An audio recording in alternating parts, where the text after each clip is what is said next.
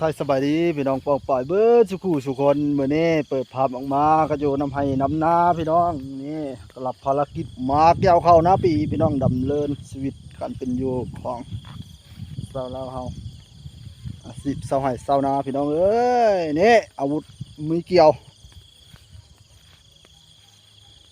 พี่น้องมีเกี่ยวเกี่ยมลงเห็ดไห้เห็ดนานี่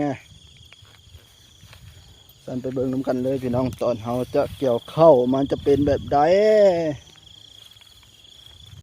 นี่ตอนพามาบ้านนี้สมาชิกเขาก็มี3 คนพี่น้อง2 คนเบิกหน้าลงผักพังไปก่อนแล้วนี่อันนี้เป็นระคำข้าว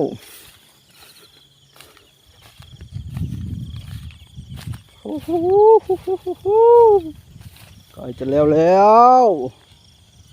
นี่ลงแป๊บเดียวได้หลายตึกเว้ยมีกันเสียงตอบรับเลย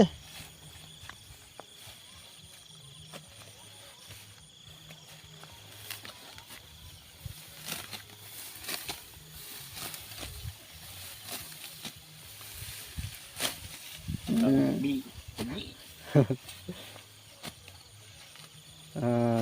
ตรงหน้าพี่น้องตรงหน้าพื้นสีเขียวปนด้วยสีเหลือง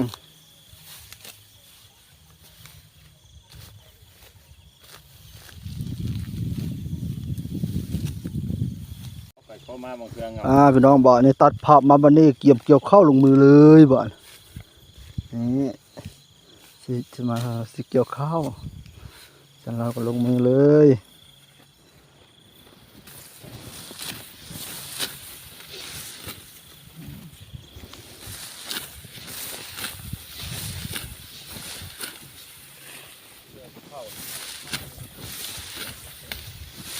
ต้องข้าวเกี่ยวนี่งานนี้ต้องได้เกี่ยว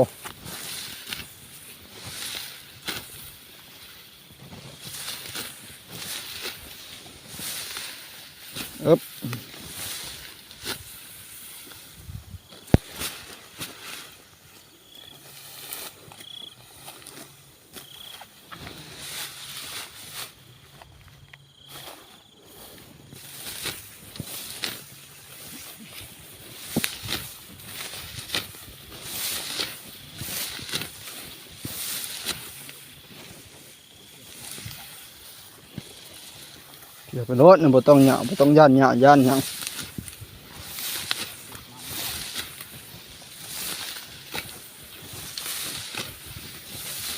เราดูเกี่ยวข้าวแล้วเดือน10 ค่อย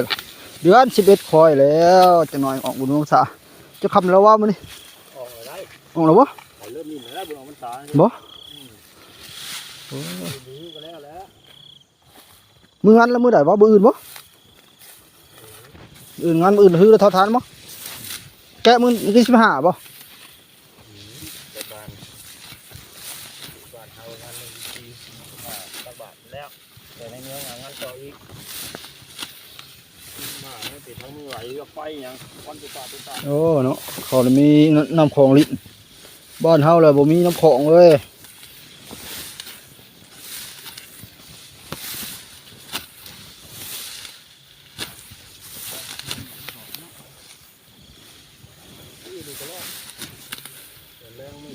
บนว้าวได้กระทงนะเขาลอยตลอด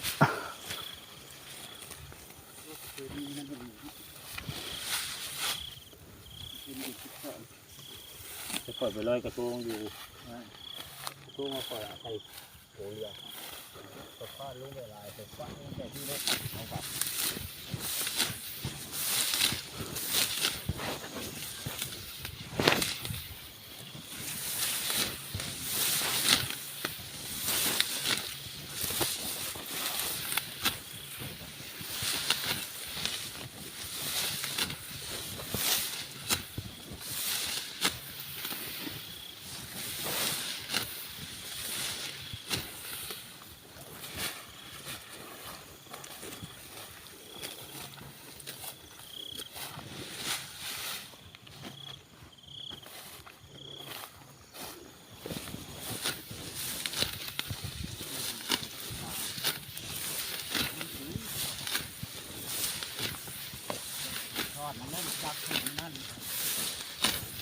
ไปตลอดไปเทศมาโอ้ยเจ้าคนมาเปิดมือบาทคนด้านเหนียวดิข่าวห้างข่าวเชื่อมไม่พลาดนั่นหั่น เน่หลังจากที่ขึ้นมาเกี่ยวข้าวซอยจุจึงครึ่งเลยเว้ยแซ่บสมาชิกหลังจากกินข้าวแล้วขึ้นมาเนี่ย ระวังติดข้อหาโป้เลย บอกไปเอาไปไก่ให้ได้นะ ไอ้จุดโป้เนาะอ่ะชดนี่มากินชมหลังจากที่เกี่ยวข้าวเมื่อยๆก็มากินชม